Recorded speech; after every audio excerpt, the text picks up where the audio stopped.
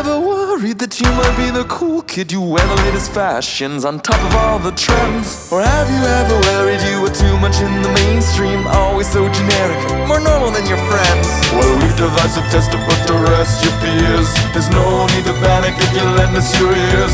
Tonight you can't sleep easy after all that you've heard. Cause if you like the show, then you're probably a nerd. Oh, Canon, it's Canon, it's all. It's Canon with the one and only Boris. So Canon, it's Canon, it's all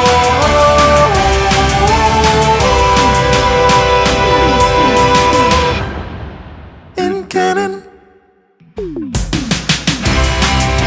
Hello, everyone, and welcome to the It's Canon podcast, where we basically talk about all things geek all the time: comic books, movies, media, video games, books, anything that you can think of.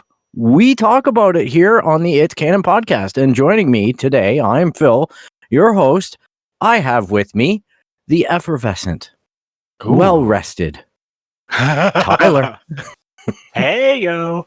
Yeah, I woke up less than 10 minutes before recording. It's a good way to start.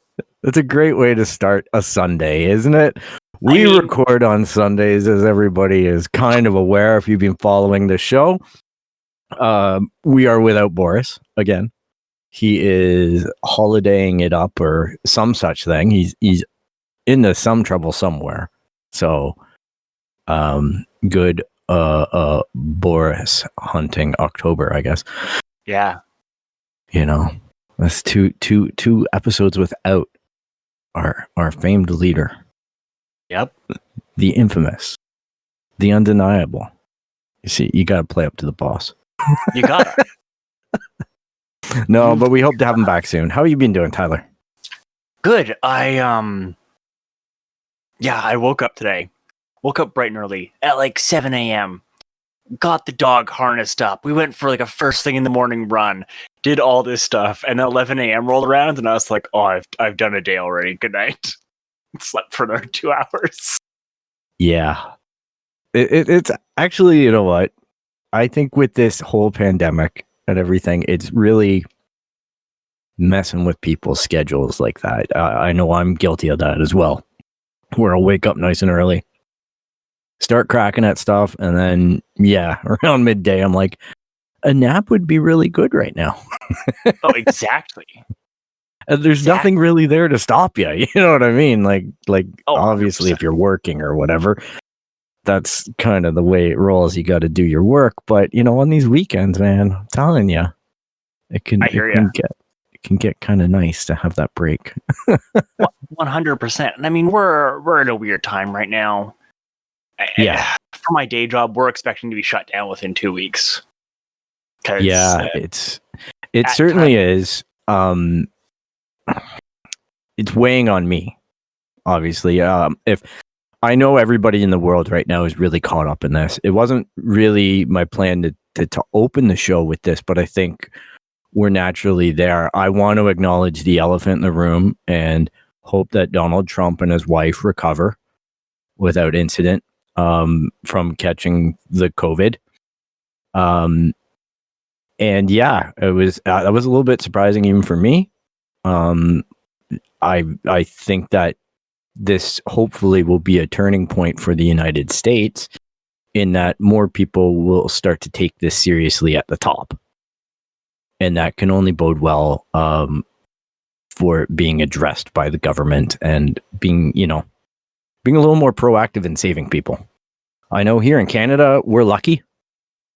Our numbers are relatively low, but they're creeping up. And, it just means that the second wave is here and it's going to impact our work. It's going to impact our lives again. It's not a good feeling. No. So a lot of stuff on hold at my place of employment, a lot of plans being, reconsidered, I'm sure, with everyone's employers and whatnot. So let's all cross our fingers and hope everybody gets through this and we get through it together. Yeah. Any additional thoughts there, Tyler? You have any? I think we can all generally agree we want as few people to die from the illness as possible. Yep. That's well said. That's where my heart and mind go. So everybody be safe out there. Wear your masks. Take your precautions. Do your social distancing. You don't need a geek show to tell you that, but hey, if it helps you in your day-to-day, I think that it's a service we're happy to provide. Oh, I think they do, because I had... Yeah, so for people, those of you who aren't in Ontario, I need to share this because this is ludicrous, and it has to do with geek stuff. So I manage a board game and comic book store. And yesterday, in the first hour of being open, I had 3 people try to enter the store with no masks. Oh, We're back under a point where our provincial government has said you cannot enter a place of business without a mask. It's like a $5,000 fine or something if you do. It doesn't matter. People don't. Like, as much as you're like, everyone knows, people aren't doing it. I know that I've walked out of my car, gotten halfway to my destination, like walking from the parking lot into a store, realized that I don't have my mask on, and felt like a big bag of shit, and ran back to the car, grabbed my mask. You know what I mean? Like, I go into this panic state. But even lately, like yesterday, I was at Walmart. I picked up a great 40th anniversary Empire Strikes Back t-shirt. Really sweet, to be honest. And I was getting anxious in the store. Like, it's bad. Wearing the mask, everything, and it wasn't that busy or anything, but I started kind of trembling. Like, I was having an anxiety attack. Oh, it's stressful. Yeah. I've never noticed this before. How, especially, where it really hit was at the cash when I was doing the self-serve checkout, but there's a few people around and I can't take it. I'm checking my back. I'm really starting to get phobic about all this because I guess the relentless news, and rightfully so, giving us the warnings and telling us to do all these simple things like social distance and wear your mask and, all these responsible things that we should be doing. But it's getting to a new level because I know here in Ontario, our numbers are going up. It's unbelievable some days. We're waking up and hearing over 700 people being diagnosed, which is a record even from the first phase. So, yeah. I don't know. It's going to be a messed up winter. That's for sure. Yeah, I'm basically ready for shelter in place. It's half what I'm expecting. Yeah, and the funny thing is that you're hearing all kinds of stuff. And this kind of makes me think of a lot of sci-fi and whatnot that I've watched and always been drawn to, which is kind of a weird thing, right? Where we maybe have in the past, maybe in the present, fantasized about some of this stuff, like through our media, through the movies and television. We've seen this type of thing, and now it's becoming something that we're doing. And it's just weird because I'm not hoarding anything, unless it's like Star Wars action figures or something. But I am buying a little bit extra food. Yeah. For the idea that if, and we're talking canned food and stuff, right? Yeah. And the idea that if the weather's bad or the situation gets bad, I don't really want to have to be forced to go out. Yeah. And, it's scary. Scary stuff, people. It's rough. So let's everybody be safe and let's get on to this week's topics. It's been a slow week in news. I'm telling you, like I am keyed in like the super geek that I am. And I'm checking out my sites. I'm looking at my stuff and I'm like, you know what? This week was kind of quiet, but I did get some talking points out of here. Oh, because I have a metric ton. I'm like, it's not a quiet week. A bajillion years happened this week. But let's start with really yours. Okay. Awesome. God, so much. Well, mine are pretty light. So hey, I noticed that Google held an event this week, which normally isn't really something that we talk about too much. but they're releasing new Chromecasts. All right, they're redesigning it and calling it Google TV or whatever the heck it's branded. The funny thing is, like, as a kind of geeky thing, it actually amalgamates all of your apps together. So you plug this thing into your TV, you log into your Netflix, you log into your Amazon Prime account, you log into all the stuff, and then it's able to search across all of the apps. So if you say it into your remote control, which has a microphone in it, that you want to watch Westerns, it will then fetch Western movies from all across your apps and let you watch it. Now, this is great for especially aged parents and things like that are actually okay with interfacing with the Google and whatnot. But the funny thing is that it doesn't support Stadia. Can't. Why would we ever have this great? Like, Google, get your shit together. Like, it to me, I actually picked up my free trial of Stadia this week because I wanted to compare it to the Xbox Game Pass. And it works okay. I just don't like the concept that I have to buy a game on their service. Like, Game Pass is so much more convenient because the games are basically free or, included in your subscription. So I think it's failing that way. It's obviously failing because there's reports on Reddit and whatnot. Like, day one, early adopters are just getting discouraged. All the promises that Google made about the service haven't come true. Yep. Fans are frustrated. I get it. I hate it when Google quietly abandons a product, and that's the way that they do it. They just lessen their presence on it until basically they make the announcement that it's dead. And I feel that Stadia is going this way because it's obvious the teams aren't even notifying the Stadia team. If I was working in the Stadia Google building, I would be like, I guess I'm going to have to get another job. Like, maybe Amazon and Luna is going to hire. So yeah, I don't know about that one. That is just messed up. I know another big topic that I know you're going to bring up for sure is Cyberpunk 2077 has announced that they are in crunch mode. Yes. And unimpressed. Yeah. After all of CD Projekt claims by their senior management that they're not going to do this to employees, they're going to break this cycle of video game development and bypass these absolutely insane hours that they dump on and pressure that they dump on their development team. They've delayed the game 3 times now, at least, for their release date. They've been working on this thing and teasing us for like 10 years, I think, with the original announcement video. Pretty close. It's been an epic journey with a lot of promise, and they still can't fix crunch. Yeah, so I want to delve into the facts a little bit of this. Yeah, please. And this is not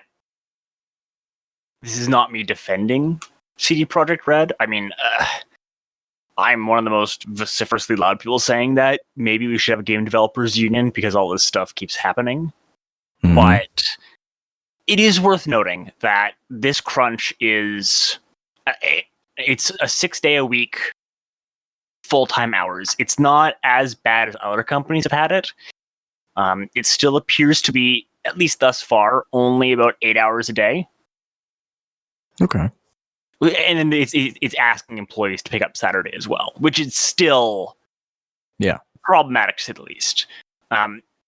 Also, a thing that I would like to hear, although I understand why we might never hear it through this, but looking through the news coverage, there's been no one inside the company like saying anything yet. Like, none of the internal developers have come out and been like, you know what, like, this has to happen sometimes, versus, oh my god, this is brutal. And I understand entirely why we're probably not going to get that until at least years later.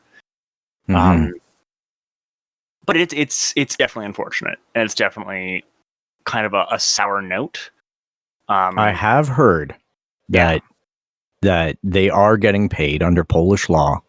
Yeah, well, They are to be paid for the time worked, which yes. you have to understand, people. Like in this environment, oftentimes what happens is they lure people into development roles, and the people are really excited to get there because their dream is to make video games.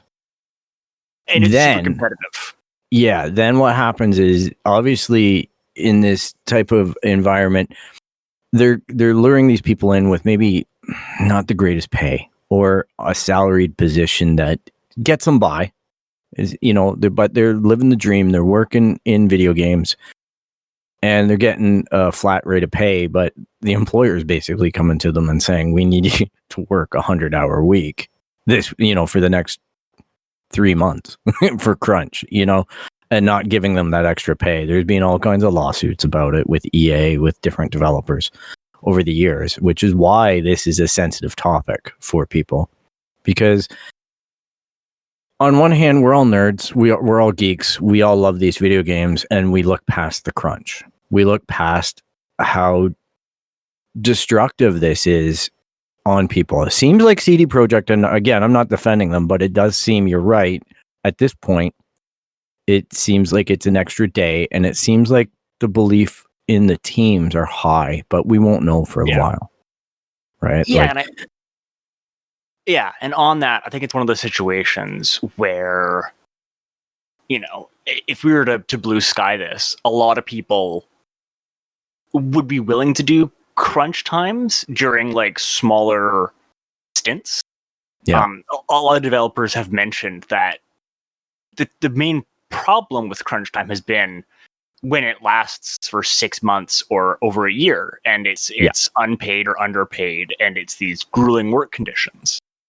Yeah. That honestly sound like it means these companies are understaffed and they're just, you know, doing what they can. And all this is to say, I think we're all pretty disappointed that CD Projekt Red could not keep their promise. And I am hopeful that European labor laws and conditions are going to help out in this particular instance. Seems like they will. There's optimism there. There is optimism, because I know as a formerly hourly paid employee who did have to work some pretty crazy hours sometimes, at least I could tell myself, well, this week is an 80-hour week, but I'm getting paid for it. You know what I mean? It's there's a way to deal with your family and whatnot, where you go, I'm not going to be around, but I'm going to get money. You know what I mean? And not that makes anybody really super happy or anything, but it is good. But I can only imagine, as a developer or whatever, like getting shorted that money for that work would be absolutely devastating. Like to basically have your time away from your family, or from maybe some other things that are high priority in your life, right? And you're not able to do them. So yeah, I think that's, but you know, it's funny though, because I see a lot of controversy about the idea of crunch and whatnot when we're talking about stuff that's far out. Like, you know, okay, Cyberpunk's going to be out. Like, let's just say it's coming out next year. Well, yeah, we're all going to dig our heels in and say, no crunch. You guys promised no crunch. But now that it's a month away and they're saying, well, we're going to have some crunch, we're all like, I think a lot of the fans are like, okay, whatever, get that thing out, because I'm tired of waiting for it. You know what I mean? Don't delay it again. Get the whips out, get the chains, chain them to the desk, get that game in my hand, because you have my money. So, you know, it's too bad, but I hope everybody over there at CD Projekt and making this game. I noticed that they dropped a basically a commercial from Keanu Reeves yesterday too, and it got the juices flowing. I'm like, it was a very good trailer, and it looks awesome. I can't wait. Cannot wait. This week as well, new Star Wars game came out. Squadrons. Wop, wop, wop, wop, wop, wop. Now, I bought this thing on the PlayStation because I have a VR. Yep. It's VR compatible. Mhm. And I got to say, I started playing it without the headset just to get a feel. Mhm. And then I put the headset on. Mhm. And oh my goodness, being in the tight confines of a TIE fighter Yep. was an awesome feeling. And it brings back a lot of the memories of the old X-Wing versus TIE fighter games, except with those types of great graphics. Story seems acceptable so far. I haven't done multiplayer yet. I haven't, graduated through it. Unfortunately, with VR, I find that about 45 minutes is my maximum game time. Yeah. Then I start to feel tired. It becomes nap time. That's fair. I find the strains hard, but it actually seems like a really good game. It's getting well reviewed by independents. Yeah, I've heard some bugs, some freezing issues. Some freezing and some sound bugs. Oh, okay. Yeah. Apparently, Carrick over at ACG has reported in that there are some issues whenever he reloads a screen or whatever. Sometimes he gets music, sometimes he gets sound effects. Like it's like the isolated channel type thing seem to come in. So I definitely do recommend. I find that, and everybody's kind of got their own video game review people and system that they trust. I do find I've been watching Carrick for years over at ACG on YouTube, and I wholeheartedly recommend anybody who wants to hear a more mature, independent, non-BS type of review. He gets my money for that. Yeah. So definitely feel free to check it out. I noticed as well that basically Mandalorian, those rumors that we had discussed previously, basically it seems like all that's behind them. It did happen. Pedro Pascal did be a bad boy on set, but they worked past it. Yeah. So I don't think that there's any validity to the idea that they're going to write him out of the show or anything like that, anything extreme like that. I just think that, they are going to use this show as a platform to get into other characters and other aspects of the Star Wars universe. On Disney Plus yesterday in Denmark, they acknowledged that Ahsoka will be in season 2. So that is confirmed, which I find is interesting how it seems to leak regionally. I don't know why Denmark in particular, but I heard Germany also had a leak suggesting that. I'm trying to find it again because I had it open. Oh no! Where did it go? Like I do know that the original trailer started leaking on the Xbox app in certain regions of the world, previous to it being released that Tuesday morning or whatever it was. So I wouldn't be surprised if we get a second trailer or a teaser soon. Oh, there it is. Disney Plus Germany seems to confirm Timothy Olyphant and Rosario Dawson are in the show.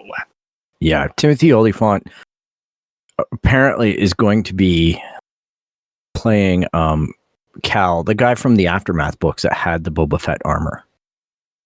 On Tatooine. Which is why if you do a freeze frame of Mandalorian riding the bike away from the camera, if you freeze frame it, you can actually make out Boba Fett's helmet and his backpack on the bike.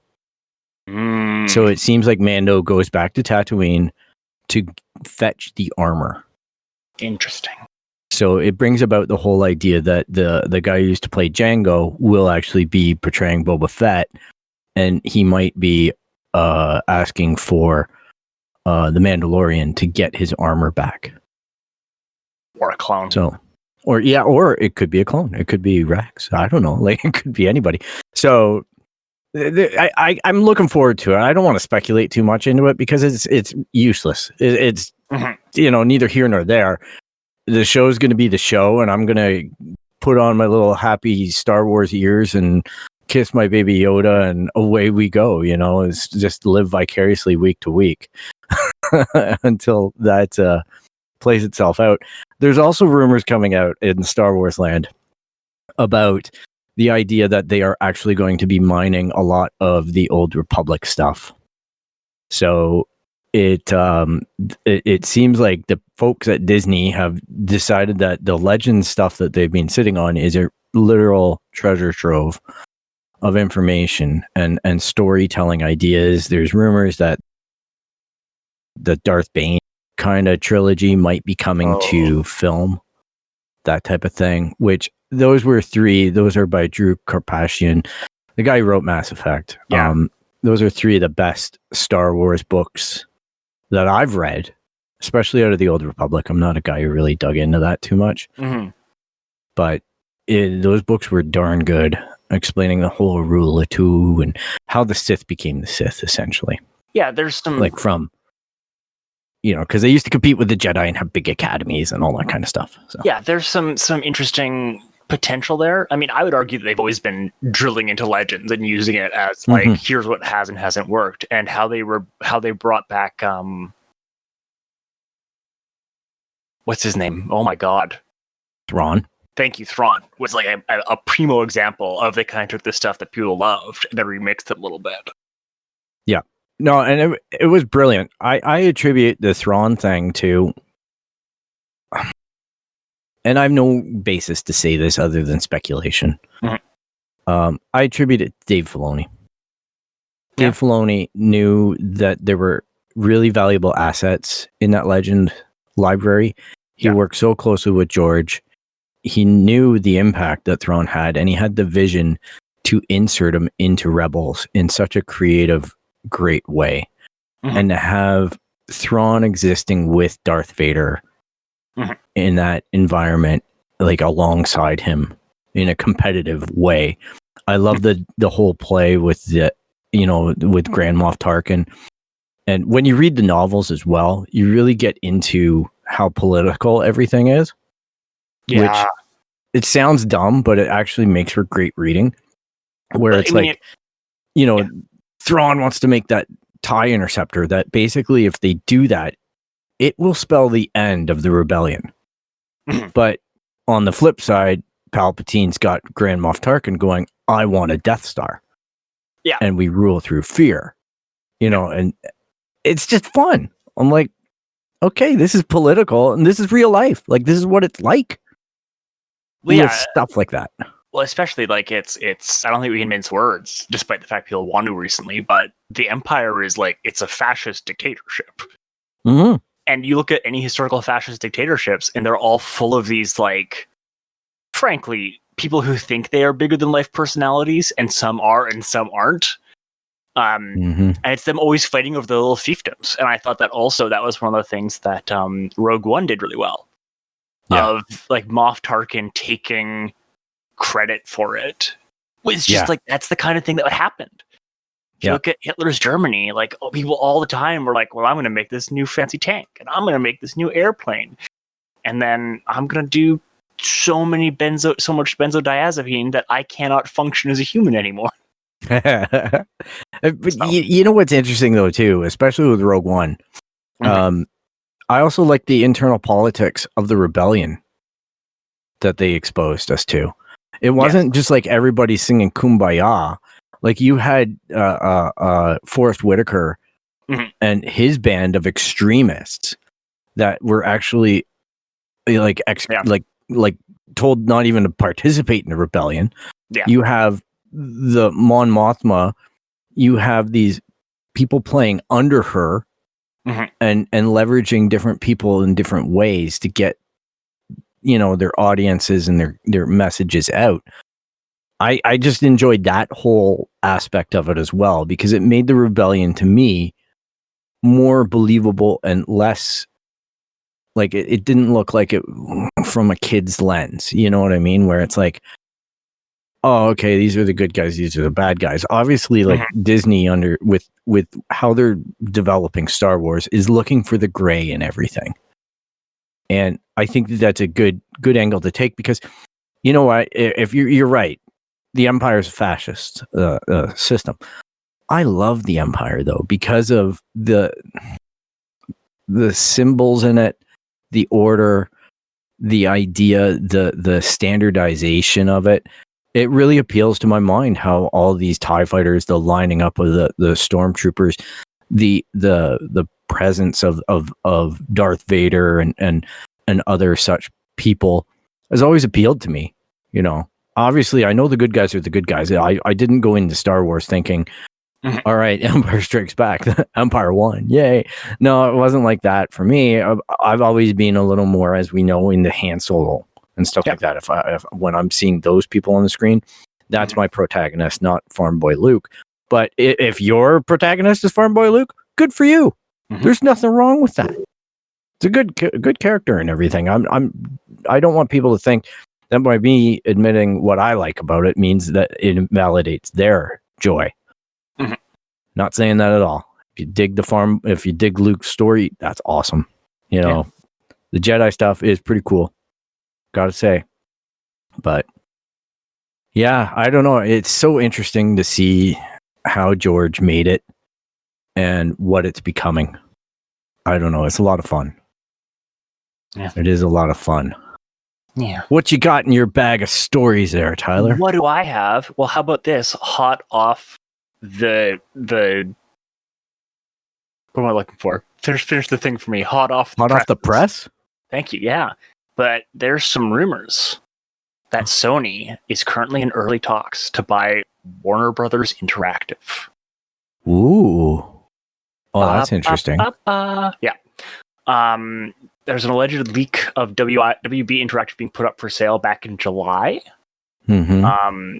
Which would note that includes Rocksteady, NetherRealm Studios, and Lego franchise Traveler's Tales. Yeah. And there was some rumors earlier in the summer that Microsoft was like, "Oh, we might take that." But then it appears they went with ZeniMax instead. So, you know. I know that that's been bantied about, the whole idea that Warner Brothers Studios is up for sale. Now, it is interesting because they came out and they denied it, I believe, soon after some of those leaks were out in the summer. Yeah, the first round. But they actually lost the Lego account for the movies. That's now gone off to Universal. Yeah. Lego went and renegotiated that. I know there are still properties, like you mentioned, that are tied to the Warner Brothers and to the gaming system and whatnot that they've created. We do have a new Star Wars Lego game. It's interesting that Sony are in that space to make a play for it, but I know that Warner Brothers will be looking to offload some of that stuff. It really seems like it. Especially, again, this pandemic can't be good for studios. If you think about how much financed movies they have to sit on right now. Yeah. Due to these release complications. Yep. And as you know, as well, I noticed last night that there was some pretty aggressive advertising for movies that will be launching on Netflix as well. I mean, that's a separate issue. I do think it's worth also talking about how WB has been leaning out their operations quite a bit. And it seems like they're interested in talking about being more a more decentralized exploitation of their IP. I mean, one of the recent success stories of IP management was actually Games Workshop, who all of a sudden was just like, here's the Warhammer IP, here's the Warhammer 40k IP, and was basically offering them for bananas good terms that even like first-time studios could pick up those licensing rights. Wow. And have a chance. And that's why all of a sudden we had a metric ton of games coming out in very quick succession. Yeah, it kind of blew up the stores that I saw. Yeah. And then GW just released. Yeah, right. And then GW was getting like a cut of all those. And it also meant that their IP went wide and everyone knew about it. And now 9th edition of 40k is like the best selling edition they've ever had. Yeah, and you know, that's always been, to me, a successful franchise and a successful brand. I did find it the gaming part of it was, it oftentimes missed my expectations. And I don't know why. Just some of the 40K games that I played just didn't really feel too consistent 100%. with each other. Yeah, because it was like 40 different studios. Because Yeah, it wasn't the same company, and yeah, they took that approach of we'll let some stinkers get out, and we'll just trust the brand is good enough that people will go, well. yeah, true. I stopped buying them because I found that it was too hit or miss. For a while there, when I was a younger guy, I used to buy Space Hulk and all that, and those games were pretty consistent. They were good, and they held within the gaming part of it. Very consistent. But yeah, that's a good point. How they kind of shepherded that out and just let it go wild. Oh yeah, and they've made bank off of it. Yeah, Warner Brothers has a really weird strategy overall. Well, I think they're in the middle of restructuring, right? I think they're in the middle of changing it, and if I were Warner Brothers and I was like, look, we make these video games and some of them do really well because that Warner Bros. Interactive includes Mortal Kombat and the Arkham series. Yep. Which even if they're not for you, I don't think any of us can deny that those haven't done well. Yeah. They're huge. They're iconic. And if Warner Brothers says like we're willing to let someone buy this and then just give us a cut of all them Batman dollars because we still own Batman. Mm-hmm. Maybe that's better for them. Even with the Harry Potter stuff. Yeah.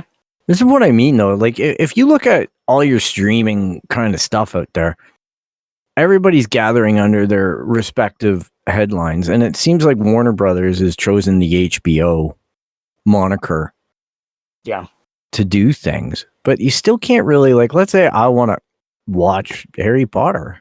Unless I got the DVDs on my shelf, unless they're on Netflix for a couple months. I don't know where the hell they are. You know what I mean?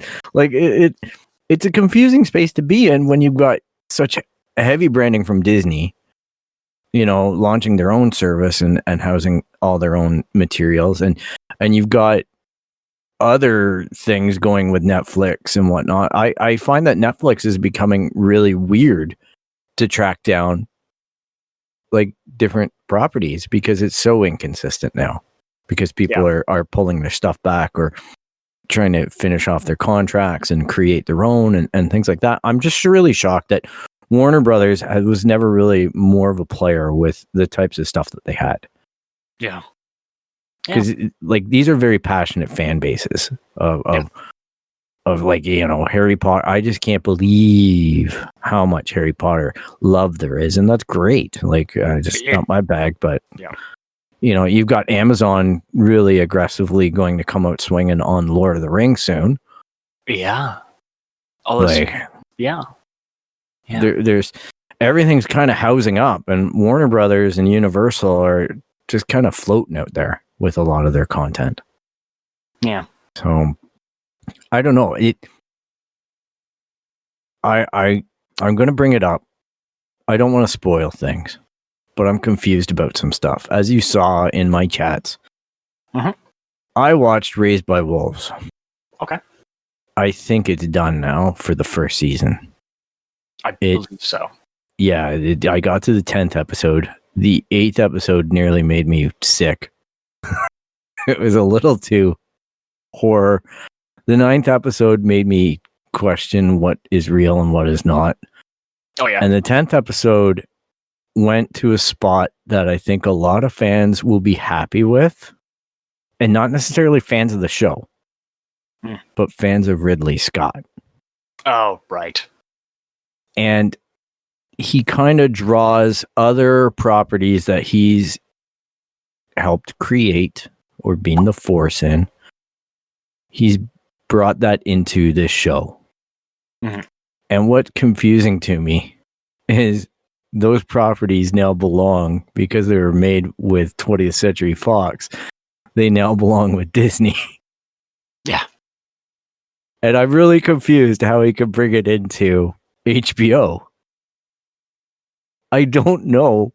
Like, I guess it's his property because he came up with it. That doesn't mean he owns it. But it doesn't mean means he owns it, right? So I'm like, does Disney start to have a problem with stuff that they have ownership of being brought into like this hugely religious political sci-fi show. Yeah. Because basically it relates back to the Alien franchise. Kind of. And we all know that Raised by Wolves is in that same universe. The minute the androids start bleeding white, like it's Bishop, right? Well, I mean, Ridley Scott loves that like weird white liquid. Yeah, but I think he can get past the Disney stuff by just saying, "Oh, well, it's a coincidence," or I'm not directly correlating the relationship of that android to the androids that I had in Alien. It's just, like he probably has enough sidestepping maneuvers to just say, well, that's the way I imagine it, and it's not interfering with your IP. But when you bring specific items from those movies into your show, it gets weird, man. Mhm. It just freaked me out. So it's definitely worth the watch, Tyler. It's a lot, though. You're right. I get what you and Boris were talking about. I watched 3 episodes because I screwed up on my watching platform. I missed it last week. I took a break from it, and then I had to endure it all. And I just wanted it to be done at the end. Yeah. Because I could spend a lot of episodes just discussing how the show dynamic of how they keep on flipping stuff on us. Oh yeah, I'm still in on it. I'm just not done. Yeah, well, Not caught up. he basically he plays with that belief non-belief role an awful lot. It becomes a really heavy manipulation factor. Yeah. And it's fun to see what he managed to do. And as an audience, you're just sitting there going, "Oh my goodness, yeah, now the androids seem to be the religious ones." We knew that was coming. We knew that was going to be the whole thing. Yeah, you knew it was set up for it, but it's just the fact that he was able to do it, and then you go, "Oh yeah, I get it." Yeah, yeah. It's just that realization. I think is it's good for fans. It's good for people watching it. I'm finding less and less that Lovecraft Country they're not executing the way that they did in the first part of the season. Yeah, I've fallen behind in both, and I've also heard that it's stumbling a little bit. And honestly, I think part of the concern there is it sounds a lot like HBO wanted something that was going to have more legs and go longer than just what the book did, and I think that might be a mistake. I think that if you wanted that series to go longer, you should have kind of run through what the book did, more or less, and then see if you can build after that, instead of trying to shove more into like a pre-existing framework.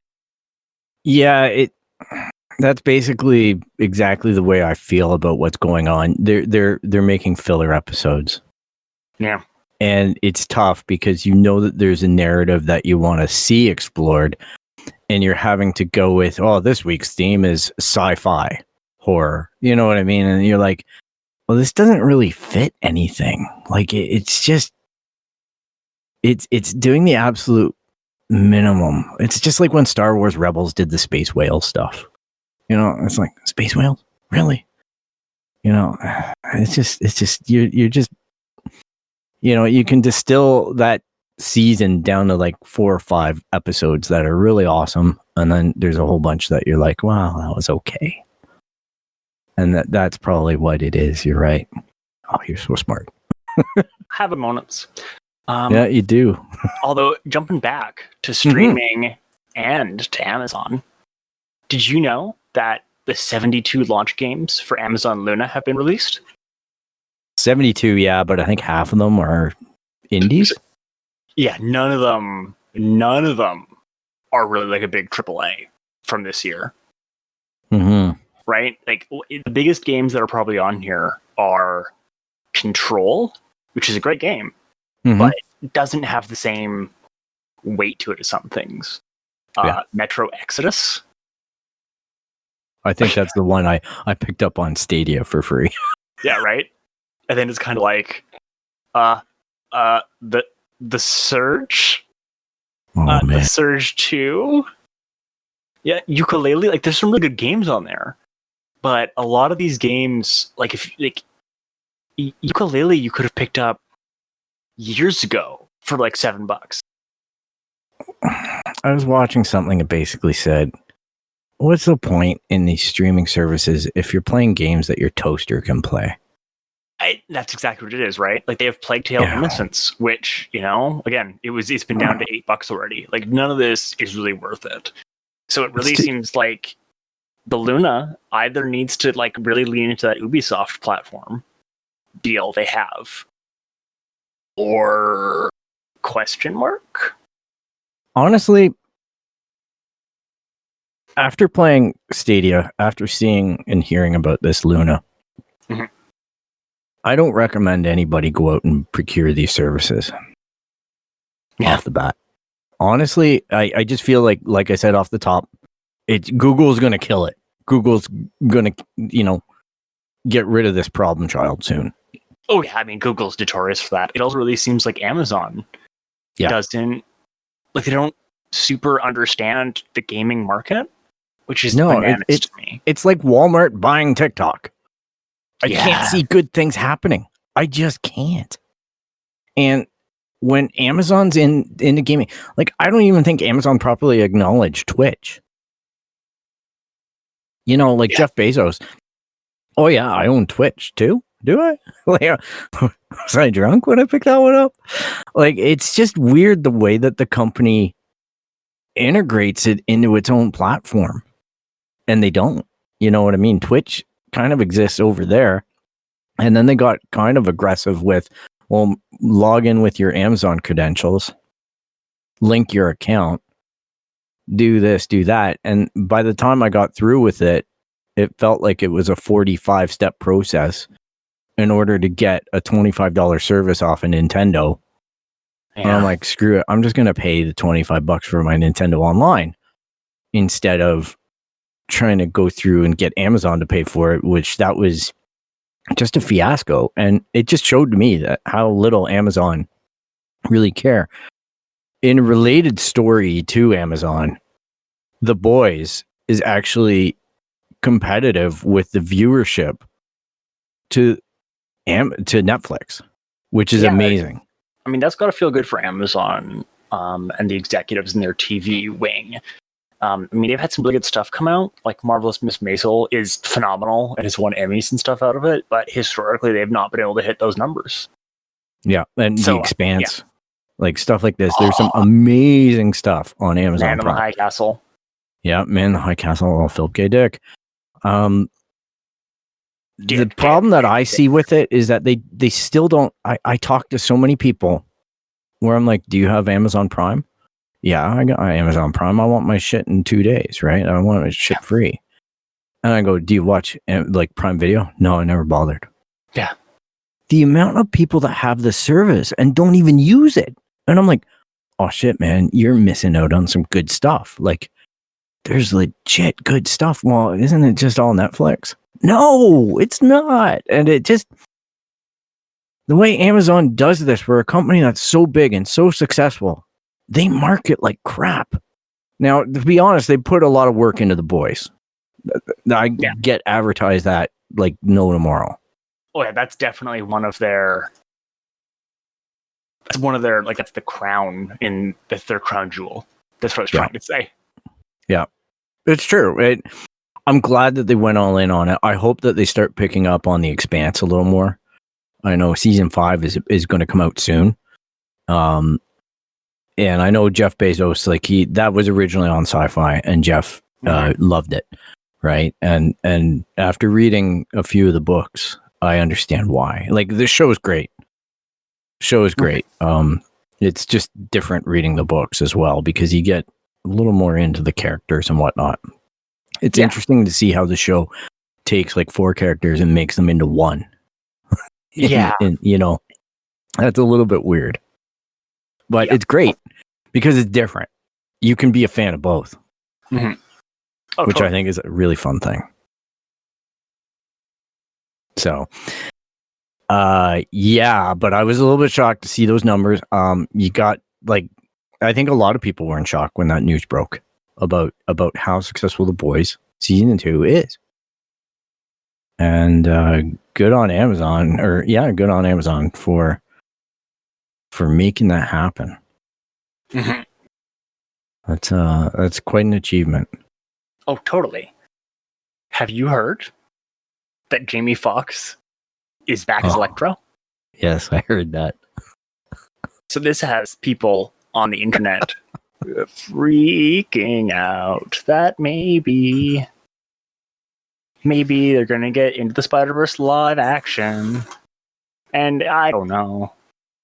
Yeah. I find it weird when, like, this whole, even in the DC verse, all right, this whole the Flashpoint movie or whatever that's coming up, where they're going to be bringing back Michael Keaton, Batman, Sure. maybe even Val Kilmer. I don't know. Why not? Fat Val. It's just weird. This is weird, and it just seems like it's such a. It's cool, bringing back Ben Affleck as Bat, all this stuff. Sure. It's cool, but it's also just reeks of low-hanging fruit. Oh yeah, it like I don't know where to go from here. Speaking legitimately, right? Like once you've done Flashpoint, you've done it. You can't do it again. Yeah, it just seems like Marvel and Spider-Man are now doing this, and it's a trend. I don't know. I think they're not. I think they're just like, oh, we want to do Electro, and I mean the other side of it being, Spider-Man's still Sony. Yeah, it's true. Right, that's part one of it. And part two is honestly, I think that it's just they like Jamie Foxx. He's a good actor. Yeah, I think that his Electro is interesting. Interesting in a movie that otherwise had some real problems to it. But I mean, I think that the other side of it is you cast Jamie Foxx as Electro, and you have so much free marketing for no reason. Like you did nothing really. That's true. That is true. Did you see the controversy about Spider-Man game this week? I did. Recast the main character. Except they didn't. They just changed what he looks like. They changed what he looks like, and they changed a voice actor. I don't think they did. I think they did. They took, because the guy who played him bid a farewell to everybody on Twitter. They actually got someone else to do it. Or maybe it was just the modeling, but whatever it is, for the PS5, if you buy Spider-Man Miles Morales and you get the bonus content of the previous game, it is going to in fact look different than the original game, and not in that the graphics are better kind of way. They made him look more like Tom Holland. So good for Sony, I guess, but it's just weird. That's the claim online. First of all, I'm seeing nothing that they've changed the voice. Okay, good. It's the same voice actor. Corrected. It's also, I mean, so the voice is done by Yuri Lowenthal. Yep. Who cannot be the face of Spider-Man right now because he's a little bit older looking, and that's okay.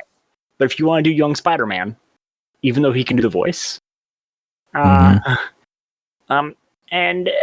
the people at Insomniac have claimed that they were claiming that John Bubniak, who is the actor who they've modeled the first face on. Oh, okay, yes. After the game came out, after the game they came out, they're saying like, oh, we don't love that voice face match, and this is an opportunity to redo it. And they're now basing it on Ben Jordan instead. Right. Who, admittedly, Ben Jordan looks a little bit like Tom Holland with a more square jaw. Yeah. Like, I wouldn't give that as more like Tom Holland. You know what? It's kind of like the Star Wars stuff. It's kind of like whenever an artist goes back and sees an opportunity to maybe realize what the real intent was, I mean, to go, I wanted more creatures here. I wanted this scene to happen. And I can't blame them for doing that. Like, it's their property. It's just the Snyder cut. Yeah. I mean, I will say that the hair of the Spider-Man in the PS4 version is bad. Yeah. That hairline and that hair is bad. It doesn't look right. It looks very strange, and it doesn't match his head. And I will say the hair in the remaster, just the hair, 100% looks better. It looks like human hair instead of a Brillo pad. Yeah, to be honest, I don't understand what the real, like, the huge uproar that the internet let out was all about, because I guess people, to their credit, they get into the game or they get into that character. They start, it is a closer relationship to a protagonist than, let's say, watching a movie. Sure. You're playing for 40 hours or more, and you're really finding that content compelling and relatable. So I do get it, but to me, Spider-Man's changed so much. I'm okay with different actors playing Spider-Man. Like, yeah. I mean, this one really seemed like some people got mad, and then a bunch of media places signal boosted because it was easy. It was easy, low-hanging fruit reporting. Mm-hmm. Like, the number of places that I'm seeing that are like, oh yeah, not a deep fake. It is going to be Tom Holland. I think just made everything worse, and then it just became a noise machine issue. Yeah. The internet. What will we do without it? The internet. So I got 3 more stories I want to cover. Do you have anything else? All right. No, I am. Oh, you're done? I was a slow week on my end. Well, let's start with some more video games. Sure. So they have announced that Baldur's Gate 3, which goes into early access on Tuesday this week, is going to have 25 hours of content in the early access. It's going to have 16 races and sub-races and 6 classes available on day 1. So for D&D people, your classes available day 1 are Cleric, Fighter, Ranger, Rogue, Warlock, and Wizard. For D&D experts, will note that you're missing the Paladin and the Barbarian there from like the classic big ones. Also, to a lesser extent, the Sorcerer and some other ones. It looks like more is coming as we get closer to release, but that's what's available at early access launch. You're also going to have access to the human, the elf, the half-elf, the dwarf, the halfling, the tiefling, the drow, right, and the Githyanki on day 1. Githyanki. I'm impressed you can read that and pronounce it. Oh, look, man. You gotta remember, I get paid to do D&D design. Yeah. I can pronounce all of these weird D&D names. It is worth noting from some of the art that's been released that the looks of some of these races are a little bit different than you may have expected. Okay. A bunch of the high elves, for example, have dreads. Well, that's kind of cool. You could dread anything, I guess. I guess I'm most optimistic about the fact that I know for me personally, I really fell hard for those R.A. Salvatore books for Drizzt. And so the Dark Elves have always been this fascinating story avenue for me. And it even got to the point where I bought the audiobooks off of Audible. Nice. Of those, because I just wanted to go back to it and I didn't want to be reading the book per se. But it is worth noting that in the early art and screen caps they've released, to continue to note about hair, the hair looks phenomenal. Interesting. Like, it looks like human's hair. And everyone's face looks over the top beautiful. Like, I'm going to drop a quick image in the chat of the wood elf cleric that they showed. and it is like this is someone's fan art almost. Wow. Yeah. Jeez. Just uploading the chat for you right now. Yeah. And you also get to see my weird being cool about the hair thing. Also, the tieflings all have crazy horns, although it is unclear how much control you'll have over altering the horn Holy appearance. Yeah, no, those are like some high quality models. I mean, Wow. even the shield dwarf cleric they released looks like a good old bear. Could cuddle up with him. Amazing. Yeah. I expected it to be a little more kiddie, I guess. Yeah, no, it looks like some high level art. That's amazing. Next up, we're going to talk in the actual realm of comics really briefly. With listeners might remember the fiasco regarding Bad Idea Comics, and they're like, we randomly sent a bunch of retailers a comic and didn't really tell them what it was or that it was actually by us or who it was by, and then kind of freaked out when like retailers didn't order it because none of us knew what it was. And I mean, I spoke with someone I work with, and they were of the opinion of like, see, this is just proof that retailers don't know what they're doing. That, you know, a good comic can be dropped in their lap and they won't order it. And my counter was like, yeah, but that's asking retailers to take on the risk when it's like, I don't know who the heck this guy is. If I order 10 copies, is my money just gone into the void?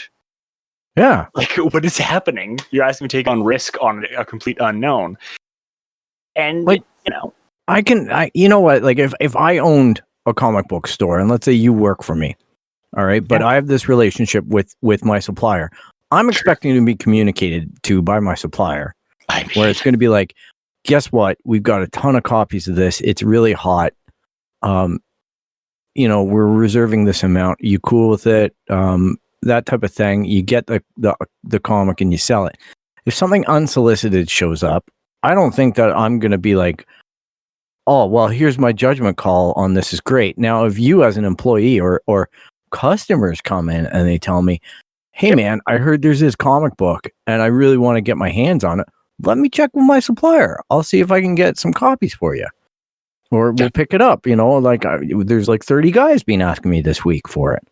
So let's stock it.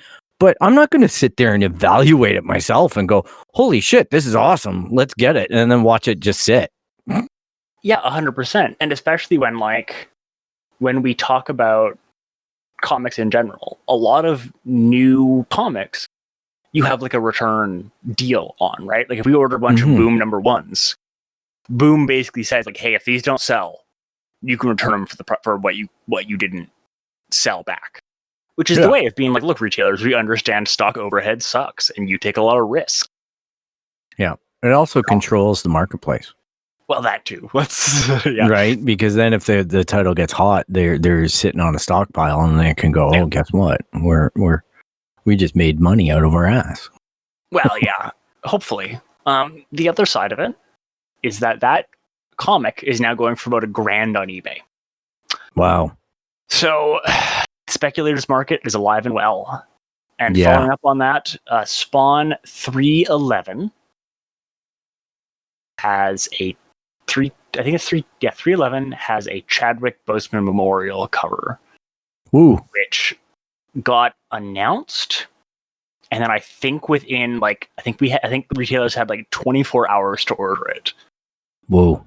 So it looks super good. It appears to be by McFarlane, and I'm not always a fan of McFarlane's art style, but I think it's one of the best things he's ever done. So it's Spawn 311. I'm conflicted about that. About which? About putting Chadwick on the cover. That just seems like a cheap way to get people to buy Spawn number 311. Well, look, it's always been part of comics, right? I would be much happier if they were to then be like, all profits from Chadwick Boseman cover goes towards the NAACP or something. Yeah. No, Yeah, that would be a little more on side with, but I'd even be more on side with the idea that Marvel releases a special edition Black Panther issue with Chadwick on it and make that proclamation as well and say, hey, look, we're going to donate the funds from this particular issue to this fund that Chadwick strongly believed in. Yeah. I agree entirely. Like, that would be more appropriate for Todd to do that with his own property. Just it's weird. Makes me feel wrong. And I'm not if it's your thing as a collector, I get it. I really do. You've got this absolutely tragic story. You've got this bigger than life guy. You've got this horrible situation, and you've got this avenue to collect it. So I'm not bagging on people who want to buy it. I'm just questioning the ethics beyond producing it. That's all. I mean, here's the thing, is the other side of it being Marvel, when Stan Lee passed, had a bunch of just in memoriam Stan Lee, and all it was the normal cover with in memoriam Stan Lee just across the top. Yeah. The same thing with Chadwick Boseman doing now. It's just, I don't love it, but it appears to be part of the industry that everyone's just normalized. That's kind of... Yeah. I don't know. That leaves me with a little bit of a tinge as well. And I think that's kind of why I brought it up, was I wanted to like go through that and let it just kind of be that weird smell in the air. Yeah, that. I know the comic world. All right, being formerly heavily involved in it and being distanced from it now. I know that it's capable of that stuff. I know that stuff happens, but it just seems 2020 to be 2020 playing that game. I don't know. It wouldn't be something that I'd want to speculate in or participate in as a fan. Good on you if you are going to purchase that episode, that issue, and collect it because you're a big Chadwick Boseman fan and it maybe helps you in some way. I'm not criticizing that. It's Todd McFarlane kind of has this funk about him, doesn't he? He's gets into that gray zone quite a bit, from what I understand, with a lot of his products and decisions. Yeah, but all right, each their own. I got a nice piece of good news to end us on. Woo! And I think we're going to take this one home. And that is that, for those of you who missed it, somehow, I mean, I think it's one of the biggest things to come out of news recently, but I'm really a fan of this property. But Ms. Marvel has been cast for the MCU. Going to be played by Pakistani American? No, not Pakistani. Nope, I misread this article, misread my notes. Kamala Khan is the Pakistani American character. Okay. Blah, blah, blah, blah. Iman Vellani, who I believe is a Canuck, has been cast as Ms. Marvel, which means that both She-Hulk and Ms. Marvel are Canadian. Yeah, it's kind of cool, huh? Yeah. That's awesome. There's such a huge amount of property owned by Disney in this case, and owned by DC as well. Like over on that side of the fence, I'm not going to not acknowledge how prolific Detective Comics has been. Mm-hmm. Marvel has always been one of my favorites, but there's been a lot of stuff that missed and whatnot. It's fun to see what Disney are green lighting and casting and doing with stuff. It's I don't know. It's one of these things, like if I sit down and I start watching Endgame, the movie, and you get to that last sequence of all of them coming together, you know, the Avengers uniting. It's always worthy of a little chill down your spine.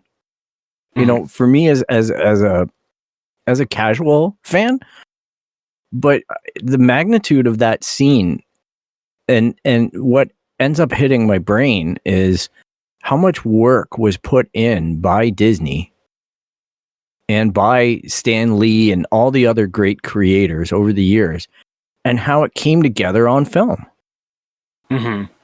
it's just truly something awe-inspiring. It's like when you were watching, the Dark Batman Begins and whatnot. It's when you see it well done, it's amazing to see and realize these characters and see them interact with one another and the stories that are told and how those stories change for the films and things like that, or they pick through some of the stuff that came from the comics and choose which characters and which storylines maybe cover which arcs, all that stuff. It's awesome. A great time for superhero stuff. And I really think that superhero movies are a genre of their own. The categorization, it's no longer action or drama or anything like that. Like, superhero movies are superhero movies. It really is amazing. I hope that translates really well into all the comic store stuff, all the comics, and I hope people start to return to that print medium, whether it be digital or otherwise. But hit up your local comic book shop, grab some material, grab a board game, do some shopping, people. Support your local economy, support your local comic shop, support your local artists. Get some independent stuff too. You know what I mean? Don't just go buy the Marvel or the DC stuff, or in this case, Spawn. Image Comics. Go out there and ask about independence. There's some amazing stuff out there. And I just think that with all this pandemic, with all this as we round it through, with all this stuff going on in the world, it's good to be open with your mind, open with your wallet as much as you can, and give the love, support the artists. Yeah, that's what it's all about. So, I want to thank you, Tyler, for waking up and putting your microphone on and letting me work through my technical issues. It's all good. It's all good. And hope Boris survives this core thing. Yeah, I hope Boris will be returning to us soon. I want to let everybody know you can find us on the interwebs at www.itscanonpodcast.com. You can track us down on Instagram, Twitter, or Facebook at It's Canon Podcast. You can email us at show@itscanonpodcast.com. You can subscribe via Apple Podcasts, Spotify, Stitcher, Google Podcasts, anywhere that you find podcasts, you're going to find us. If you like what you hear so far, make sure that you never miss a show by clicking the subscribe button. And the show is basically made possible by listeners like you. So thank you so much for your support. We really appreciate it. And you know what the best part of all this is, Tyler?